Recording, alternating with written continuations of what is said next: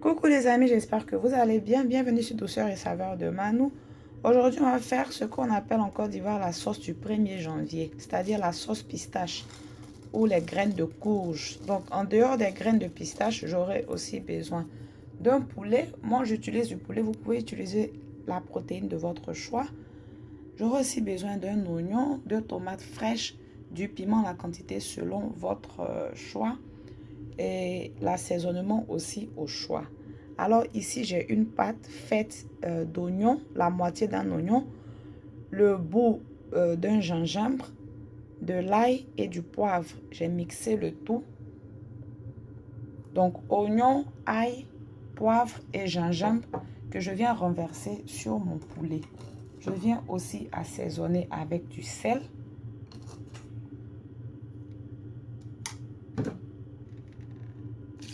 Je rajoute de l'eau. Et je rajoute aussi les légumes que je vous ai présentés tout à l'heure. Piment, oignon, tomates. Je vais rajouter encore un peu d'eau pour permettre au poulet de bien cuire. Je rajoute l'équivalent d'une cuillère à café de concentré de tomates. Moi, je vais assaisonner avec mon bouillon fait maison. Si vous consommez du cube Maggi, vous pouvez en rajouter. Voilà, je viens rallonger avec l'eau parce que le poulet, il est dur. Donc, il a besoin de beaucoup de temps pour bien cuire. Je referme la casserole et je laisse cuire le poulet au moins 45 minutes.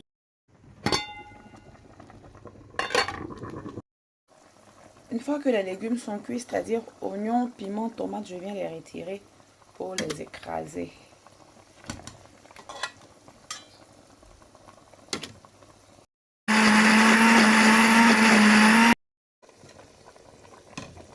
Et je viens rajouter les légumes que j'ai obtenus sur le poulet. Je vérifie encore l'assaisonnement et je laisse cuire, toujours à feu moyen. Les graines de pistache, je les ai mis dans une poêle. À feu doux, je suis en train de les faire torréfier peu à peu.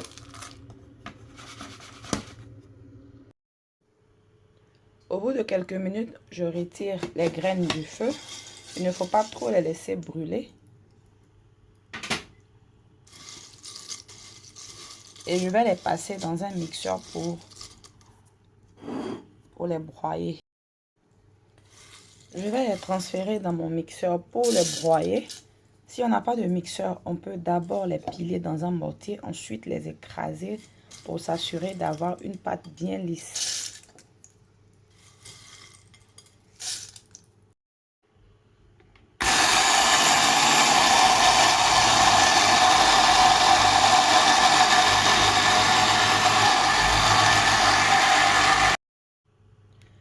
Ça, c'est la texture que j'ai obtenue après avoir mixé. Et comme vous le voyez, il y a encore un peu de graines et je veux une pâte bien lisse. Donc, je vais venir écraser sur mon plan de travail.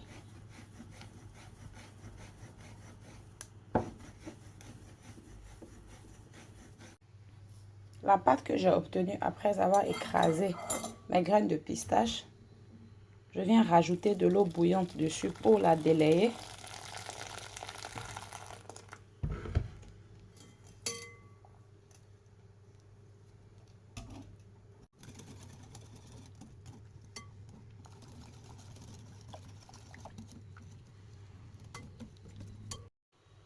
Dans une autre casserole que j'ai déjà mise au feu, je vais venir renverser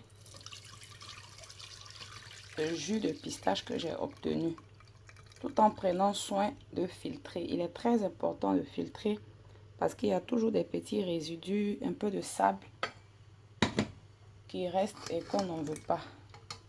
Alors pourquoi je fais cuire le jus de pistache dans une autre casserole? C'est parce que l'autre sauce avec le poulet, je l'ai déjà assaisonné depuis le début parce que je voulais que le poulet, il prenne déjà un bon goût depuis le début.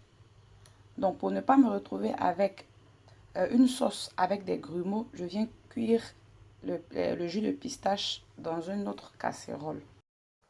Une fois au feu, il faut régler la température du gaz à la moyenne et il faut aussi surveiller pour ne pas que la sauce déborde et verse. Une fois que la pistache est prête dans l'autre casserole, on va venir la rajouter à la sauce avec le poulet de l'autre côté. Et comment savoir que la pistache elle est prête? Non seulement elle commence à s'épaissir, mais il y a aussi de l'huile qui commence à ressortir sur le dessus, comme vous le voyez.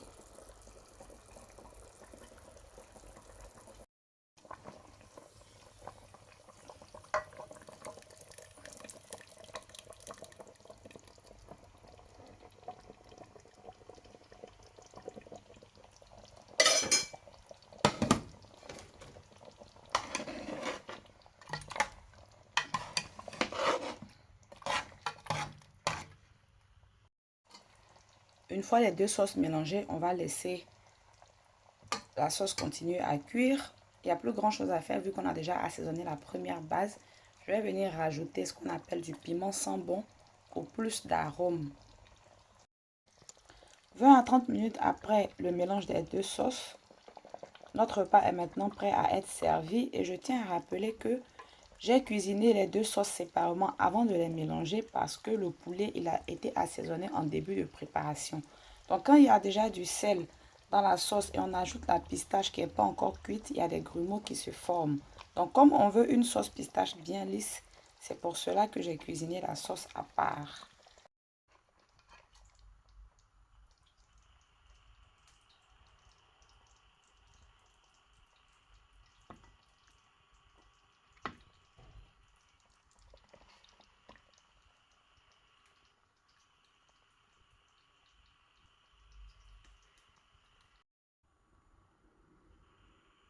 Nous arrivons à la fin de la vidéo, j'espère qu'elle vous aura plu. Traditionnellement, on mange la sauce pistache avec du foutou banane, mais aussi avec du riz, du foutou igname. C'est vraiment à l'appréciation de chacun.